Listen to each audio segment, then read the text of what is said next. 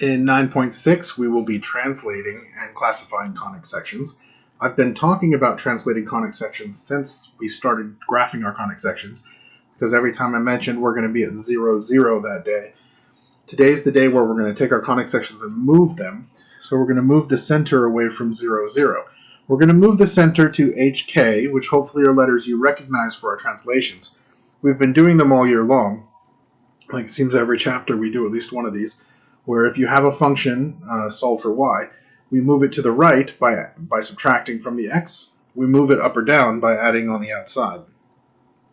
It turns out, since our conic sections aren't always solved for y, we want to move that k over here next to the y, so we subtract it from both sides.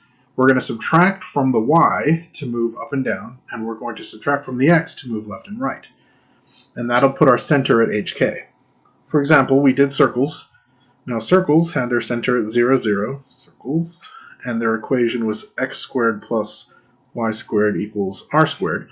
So to move the circle away from 0, 0, we're going to subtract the h from x, and we're going to subtract the k from y. The r stays alone. Now this is going to be a circle again. You can recognize the format, x squared, y squared, r squared. But the center is no longer at 0, 0, it's at hk. We'll do some with numbers. Parabolas, we had actually two ways they worked out, depending on which way they opened. X squared equals 4py, and y squared equals 4px. But the transform versions are going to follow the same basic rules. We're going to subtract k from the y. We're going to subtract h from the x. 4p x minus h. And that's going to move the center. The center of the parabola is the vertex. So the vertex will be at hk in this case. We don't call it the center really for a parabola. Next is ellipse. Now remember, the ellipse does have a circle. The ellipse does have a center, but the foci are the important part of the ellipse. Nevertheless, there is like a middle. They're symmetric, so they have a center that's right in the middle, and it's going to move to hk as well. The basic formula we had for an ellipse was x squared under a squared plus y squared under b squared equals 1. In your book, sometimes the y squared had the a, right, whichever one was bigger. Don't forget, I'm only going to do it once though. You subtract from the x how far you want it to move to the right. You subtract from the y how far you want it to move up. And that is an ellipse whose center has been moved to hk. And lastly, the hyperbola is going to look very similar to all the rest. Hyperbola, which started as x squared over a squared minus y squared over b squared. Sometimes the y was positive and went out front. But it's always x minus h squared and y minus k squared. So this is our transformed equation for hyperbola. If you want them for reference, you can find all of these on page 650 in our textbook. I'm sure if you're watching this and use a different textbook from me that it's in there somewhere. So let's do some examples so we can see how this works. Let's start with the circles. So I'll give you this equation for a circle, x plus 5 squared plus y minus 1 squared equals 4. The first thing I'm going to do is note the center. We're expecting subtraction here, so this is actually x minus negative 5, so h is negative 5. In the past, when we had these solved for y, the k was non-opposite signs, but because we've moved it over here next to the y, it is actually opposite as well. It's in parentheses, so usually when I say this all year long, I say if it's in parentheses, it's backwards, and in this case, that's true. So that's positive 1 for k. It's supposed to be subtraction. So this is y minus regular 1, whereas x plus 5 means this was x minus negative 5. So the negatives cancel out. So the center is at negative 5, 1.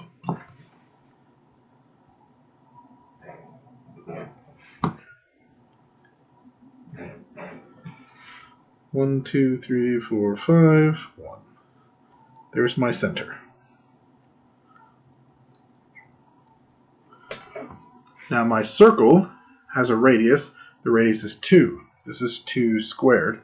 That tells me the radius is 2. And I'm going to go from my center. I'm going to go 2 in every direction. I'm not going to bother counting it diagonally. It wouldn't land on a vertex anyway, or a junction anyway. But I'm just going to do my best to draw a circle. And it's a little lopsided, but I'm okay with it.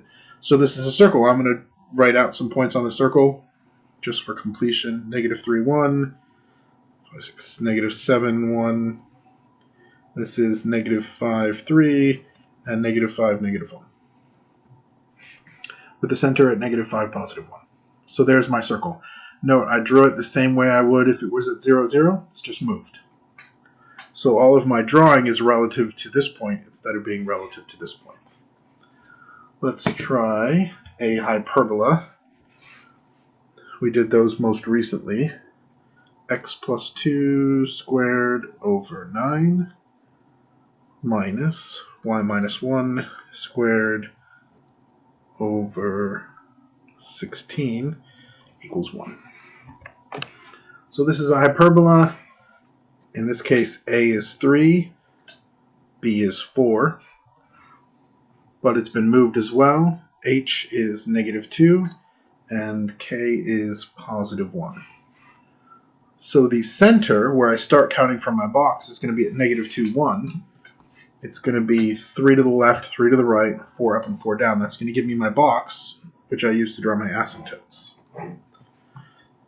Let's see, -2, 1, so here will be fine. So center here at -2, 1. I'm not going to label it because for a hyperbola, the graph never goes anywhere near the center. I will, however, draw my box. Now it's 3 to the right from there, and 3 to the left. 2, 3. It's going to be 4 up, 4 down. So my box looks like this. Again, drawing the entire box is optional, but I think it'll probably help you to see what's going on here, so I will draw it. Usually when I'm doing these for myself, I go ahead and draw the box. I'll draw its diagonals. These are the asymptotes. They go through the center as well, even though the graph is nowhere near it.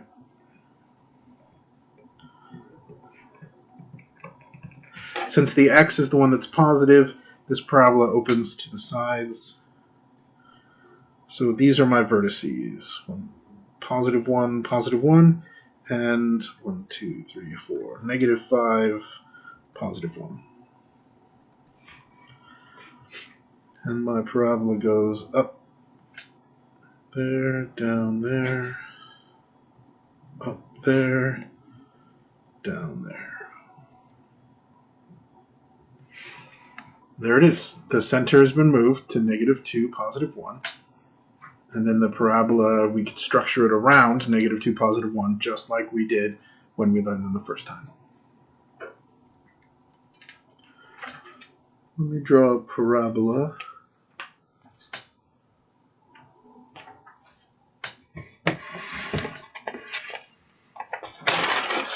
I'm going to take it another step. I'm not going to put it in standard form. X minus 3 equals 1/2 of y minus 2 squared.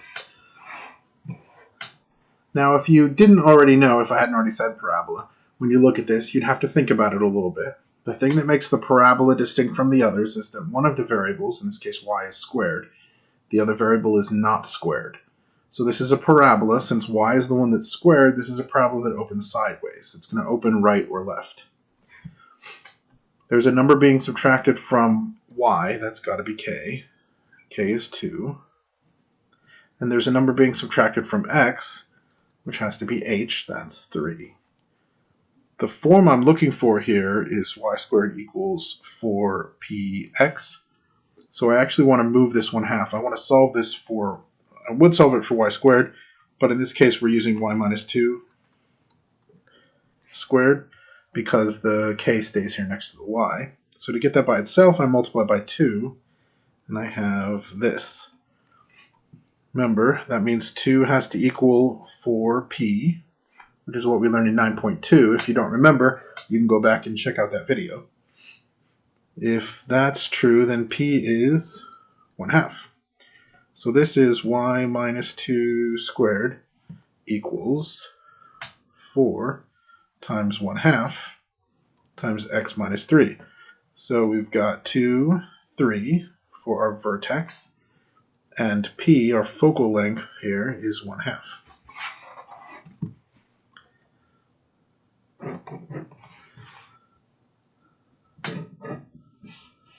2, 3, that's my vertex. Because the y is squared and the p is positive, it's going to go to the right. The y being the one that's squared means it's going to open right or left. Since p is positive, the focus is going to be a half a space to the right. So there's my focus. It is at 2.53, and the vertex is at 2, 3. That means the directrix is going to be a half point in the other direction. I suppose you don't really need to draw that either, but there it is at x equals 1.5. Now, as far as drawing the parabola, I need that other point. From my directrix to my focus is exactly 1, so if I go right here, this point is 1 space from the focus and 1 space from the directrix, as is this one, which means my parabola is going to pass through that point. And there it is. Parabola opening to the right, as indicated. The vertex is at 2, 3, because that's the translation in this case. I don't think you probably need to see me draw an ellipse this way. If you wanted one, there is an example in your book. You can check it out. I'm going to move on to the part that's, another step removed. First we should write equations. So your book is also going to have a section where they describe to you a conic section, and you need to write the equation using the transformation rules, which is more or less what we did, but backwards. Right, it's the same understanding, but applied in reverse order. So let's take a parabola, and I'm going to describe the parabola here. Vertex at 4, -2, focus at 4, 1. Now, if you're at all in doubt as to where this parabola is, whether it opens up or down or left or right, or which direction, drawing it, even just a tiny little sketch, not anywhere near this precise. I'll show you what I mean here. Even the most rudimentary sketch here is going to give you the answers you're looking for. 4, 2, 4, -2 is somewhere like here. I'm going by 2s. 4, 1 is way up here, if we go by 2s. And this is the focus, and this is the vertex, which means my parabola is going to go this way and hug my focus. So this tells me it's an upright parabola. Now I have the vertex and the focus, which means I know what p is as well. This distance is 3 in the positive direction. It's going up. And I know my vertex is at 4, -2. The equation for a parabola that opens up is x with center not necessarily at 0, 0, is x minus h squared equals 4p times y minus k. So I just need to make sure I have all this information, and I have my vertex at hk, and I have p, so this is x minus 4 squared equals 4 times 3 times y minus -2 is plus 2. So x minus 4 squared equals 12 times y plus 2. And there's my equation in standard form for this parabola that was described to me. You can draw the sketch. If you're feeling really comfortable, you can skip the sketch. But if you're at all confused, I strongly recommend just even a simple little drawing just to kind of get you oriented will really help you out if you're feeling a little bit muddled. let's do another. Let's do an ellipse. Ellipse. So let's take an ellipse and we'll put the foci at 3, 5, and 3, -1. We'll put the co-vertices at 1, 2, and 5, 2. Now, since it's the foci and the co-vertices, I'm feeling a little muddled myself. I could probably bend my brain around this if I really wanted to, but I'm going to draw a little sketch instead. I feel like that helps. So 3, 5, 3, -1, 1, 2, and 2, 4, 5, 2. So those are the co-vertices. These are the foci, not the vertices, which means my ellipse is going to look kind of like this. The foci on the interior. That tells me right away that it's taller than it is wide. So the x squared is going to have the bigger number underneath it. X minus h squared over a squared plus y minus k squared over b squared equals 1. There's my standard form. So the co-vertices are going to give me b squared here, if I can figure out where the center is anyway. You could use the midpoint formula, or you can kind of look, just looking at my sketch here, here's the center. It's 3, 2. So the center is at 3, 2, which tells me h and k, x minus 3 squared over something, plus y minus 2 squared over, this distance is 2, from 3, 2 to 3, 5. Oh, I'm sorry, that's up. From 3, 2 to 1, 2, that's 2 spaces. From 3, 2 to 5, 2, sorry, 2 spaces. From 3, 2 to 5, 2, also 2 spaces. So 2 squared is 4. Gives me b. To find a, I'm going to need to use c squared equals, now for an ellipse, it is minus a squared minus b squared. And a is the bigger one that I don't have. So c squared, this distance here from 3, 2 to 3, 5 is 3. So c squared is 9. A squared is the one I don't know. B is 2, so b squared is 4. Add 4 to the other side, and I find out that a squared is 13, which goes right there in my equation. So drawing the little sketch can really help. Using the midpoint formula, you can find the center, and really you could use the distance formula as well, although if you draw the picture, counting in vertically or horizontally is usually less work than using the midpoint or distance formula. Don't forget, for ellipse, you have c squared equals a squared minus b squared. For the hyperbola, it's a squared plus b squared. Which brings me to the third part. Now, this is where things get a little bit intimidating, especially because we have to remember how to complete the square in order to do this last part correctly. We're going to get what we call general form for conic sections, which is where nothing is grouped already. We've got a bunch of terms, and they're all expanded, or multiplied out, distributed, and the like. And all over on one side, so it equals 0. This is called general form for a conic section. And there's going to be a section on your homework and on your test where I give you a conic section in general form, and you're expected to be able to tell me, first of all, which conic section it is just by looking at it, and then you should be able to put it in the standard form for its type and produce a graph if I ask you to. So let's remember what distinguishes our conic sections from each other. According to their equations, circles have an x squared and a y squared, but the coefficients are the same, which is why we move them to the other side. The parabola only has one of them squared, so that's the easiest one to spot, because there'll be an x squared and no y squared, or there'll be a y squared and no x squared. The ellipse is kind of like the circle. You've got the x squared and the y squared, but they have different coefficients, which is why you make it equal to 1, so you can build the fractions. The hyperbola is in the same boat. It has different coefficients, although Technically, it could have the same coefficients, but the subtraction is what tells it apart from the ellipse or the circle.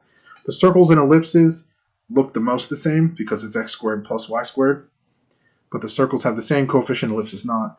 Hyperbola will have subtraction when they're on the same side. So let's flip back over here. We look, there is an x squared and a y squared, so not a parabola. The coefficients are both positive, which makes this either an ellipse or a circle. And because the 9 and 16 are different, this is an ellipse. It is not a circle because the coefficients are different. It's not a hyperbola because one of them would be negative. And it's not a parabola because that would have only one of these being squared. This is an ellipse. Once you know it's an ellipse, we know what we're looking for, which is x minus h squared over a squared plus y. Well, yeah, y minus k squared over b squared equals 1. And I don't really care which one of those is going to be bigger. Technically, you should change which one is a when you know which one will be bigger. But we don't need to worry about that. It's just going to be two numbers. This is our basic form for an ellipse. So the first thing you probably note here is that we should have x minus some number squared. And so we're going to need to group our x's together.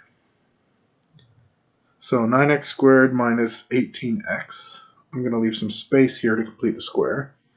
Then we're going to group our y's together. 16y squared plus 64y.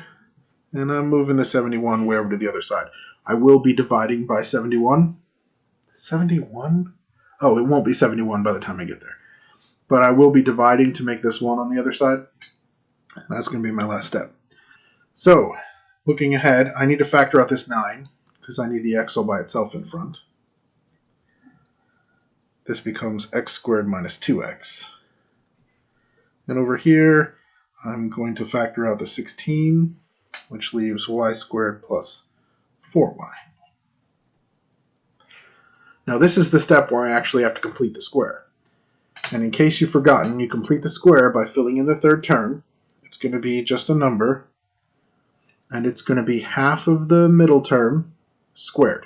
So I take negative 2, half of that is negative 1, which I always like to write down here right away, because I know I'm going to have to.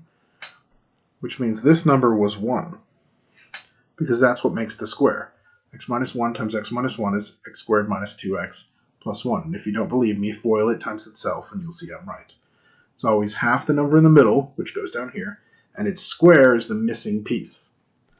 When you factored something out here, it looks like you added a 1, but this is actually plus 9, so I have to add 9 to the other side as well. Then I move over here. There's a 16. Now half of the middle for this side is 2, so this will be y plus 2 squared. But what that means is the missing piece here is the square of 2, which is 4. And it looks like I added 4, but because of the 16, this is actually 64. So I added 64 over there, I have to add 64 over here. And 71 plus 9 is 80. 80 plus 64 is 144. Which makes me happy because that's a square, so I'm pretty sure I did this right. The last thing I need to do is make this equal 1, which is the same step as turning these into their fractions. I'm going to divide everything by 144. As far as computationally, the easiest way to do this, especially if you're using a calculator, is to do 144 divided by 9, because that'll give you a whole number answer. The problem is, don't forget, the 144 is on the bottom, so if you do 104 divided by 9, that's the number that goes on the bottom, not the number that goes on the top. At any rate, 144 and 9 cancel, leaving 16, which means 144 and 16 will cancel, leaving 9. In class, we like to give you nice answers, which means you'll see the situation a lot where this number over here is actually the product of these numbers. So when you divide by 144, they'll kind of switch. I'm not going to guarantee that happens every time, so don't assume it. You should actually, divide. You have a calculator. Okay, so this now is my ellipse. I have classified it as an ellipse, and I have put it into standard form. Now I'm going to graph it. I know these problems take a lot longer. They're my favorites, which I normally think means that students aren't going to like them as much. So my center is at 1, -2, which is here, because that's h and k, 1, -2. Note, I couldn't find those way back up here. The only way I could find those was by completing the square. And that's why that's an important step here. So 1, -2, the x is 4, so it's going to go 1, 2, 3, 4 to the right, and 1, 2, 3, 4 to the left. It's going to go 3 up and 3 down. And there's my ellipse. Ooh, I missed. Oh, that's terrible. I apologize. But I promise I won't mark off if your ellipse looks... Well, your ellipse could look quite a bit worse than this, actually. Although the worse it looks, the more I feel I need to label my points, just to make sure everybody's clear. So that's 1, this is -5, this is 1, 1, this is 1, 2, 3, 4, 5, -2, 4 left would be -3, -2. There's my ellipse. I'm not gonna do another one of these. I'm gonna end that here and let you get started on your work. Yeah, if you're using Google Classroom with me, I'll probably upload another example or two of this, just so you have a couple more to look at. But I'm not going to put them in the initial video. It's already getting kind of long. So get started on your work. If you have questions, as always, just drop me a line, let me know.